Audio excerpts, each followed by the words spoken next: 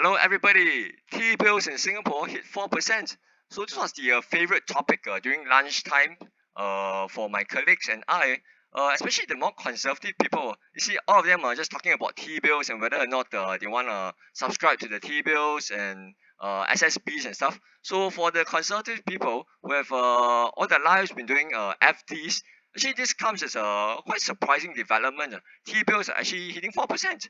Actually, I thought about it, but I just thought for like a few hours, and I decided that I'll still stick to REITs actually. So let me give my rationale. You can see this is the website for MES. You can see 6 month T-bill. It's now hitting 4%, right? This is the price is $98.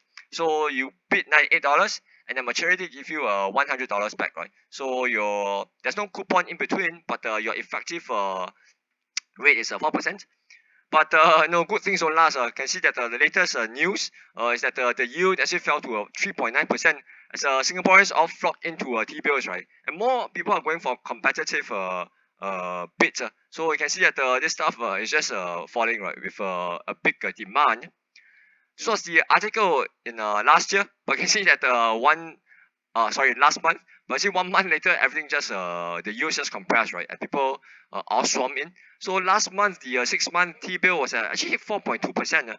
Quite surprising, in 1988, this stuff actually hit 4.7%. But of course, in 1988, I was still very young, so I certainly did not know that this happened. But nonetheless, still a good perspective.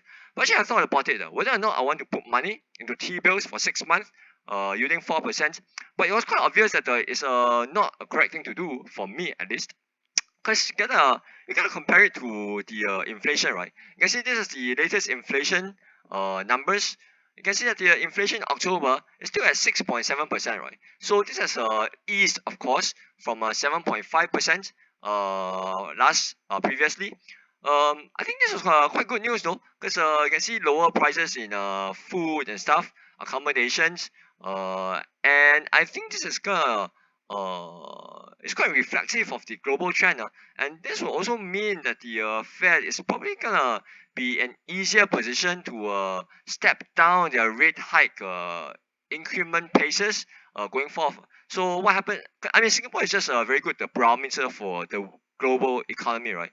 So I think this is actually signaling very good things heading for inflation going forward. But nonetheless, I think for the next 1 year, MES and MTI is still projecting something like 6% headline inflation and 4% for core inflation, right? So if you get 6 months T-bill of 4%, and the near term your inflation is 7% to 6%, then actually what is really happening is that you're locking in 100% chance of a negative 3% real return, right? Because your nominal return is 4% and your inflation is 7%, right? So 4 minus 7 is 3. So you are locking in 100% chance of losing money, right? Why would you do that? To me, it's not very smart. It looks safe on a nominal perspective, on a face value, but in the real terms, you're actually losing money 3%, right? I think that's quite dumb. Sometimes being too safe can be very dangerous. So actually, I think I rather prefer to have a strategy where I take a bit more risk and I have X% of making Y% real returns, right?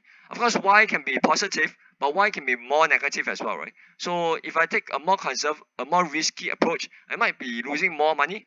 But nonetheless, I think I would just prefer to take a more risky approach rather than locking in 100% chance of losing 3%, right? So let's look at what I purchased for the last 2 months.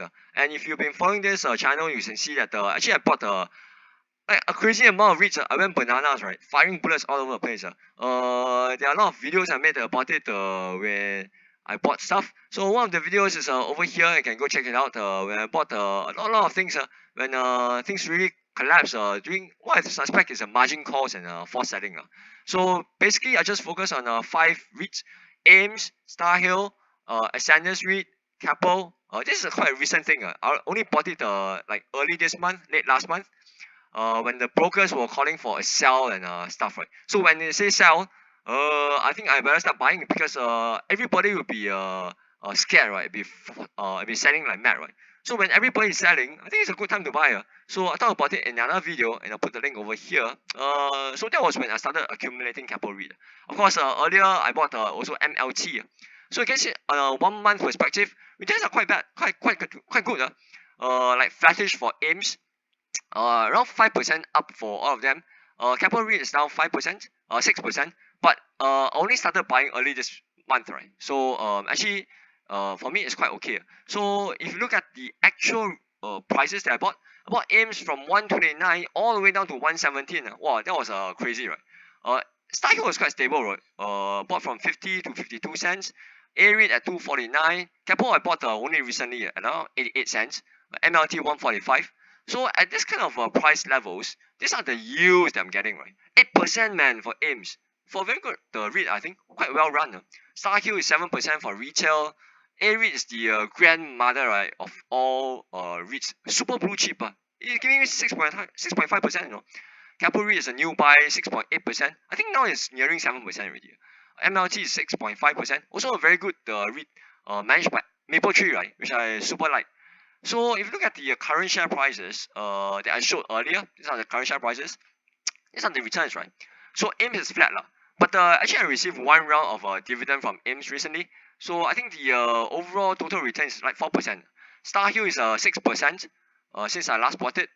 A-REIT is almost 9%. Capital REIT is flat lah because I just bought it a few weeks ago. MLT is up 9%. Some more I receive one quarterly dividend from them, right? So this is more than 10% already, you know. And this is for a 2 months perspective, right? So if you analyze all these numbers, the rate is way higher than the T-bill for 6 months. So I think this strategy is actually not bad. You take more risk and you gamble on an X% chance of a Y% return. And in this case, it's looking quite good, especially if you buy when market is panicking and selling everything all over the world, right? Just going and buy a bit all over a big basket of blue chip REITs. Looks like a good strategy actually. I actually prefer it to the more conservative way of buying the 6 month T-bill, and in the latter process, actually guaranteeing yourself of losing money in real terms, right? So I think this is quite a good strategy. I'll continue to do it actually. So the next big sell-off of volatility should be around the December 13th, 14th period, when the CPI comes and then FOMC comes, right? Especially now that the midterms are over. But looking at the inflation numbers from MES and MTI, I think inflation is actually going down. We might be seeing the peak for inflation fears and Fed hawkishness. So let's see what happens. But in general, I think this strategy is looking quite well for me. Not sure about you guys, but good luck anyways.